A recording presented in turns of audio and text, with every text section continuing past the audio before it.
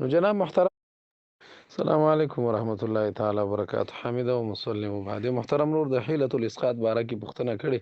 جناب محترم د دې پوره نوم دی حیلۃ الاسقاط.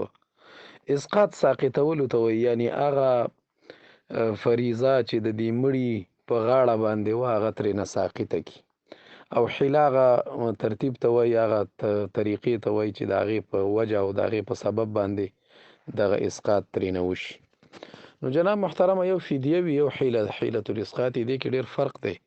فدیه دا ده چې څومره د سړي منځونه وي هغه کالکولیټ کړي، د هغې چې څه پیسې کېږي بس هغه ورکړي. یو سړی د 15 ورځې منځونه نه کړي، 2 میاشتې نه دي کړي، بس هغه کالکولیټر باندې برابر کړي، پوره یې کړي، وګوري چې د دې منځونو دومره پیسې کېږي، د هر منځ د بدل په بدل کې په باقاعده طور سره فدیه ورکړي. دې ته فدیه وایي. حیلة الاسقاط دې ته وایي چې د ده منځونه ډېر وي، د ده باندې پاتې قضایانې ډېرې وي، کفارې وي، مختلفې هغه ورباندې پاتې وي، او د ده چې کوم پیسې دي هغه کمې وي، نو بیا ورته حیله کېږي. نو دغې ته بیا حیلة الاسقاط وایي. السلام علیکم ورحمة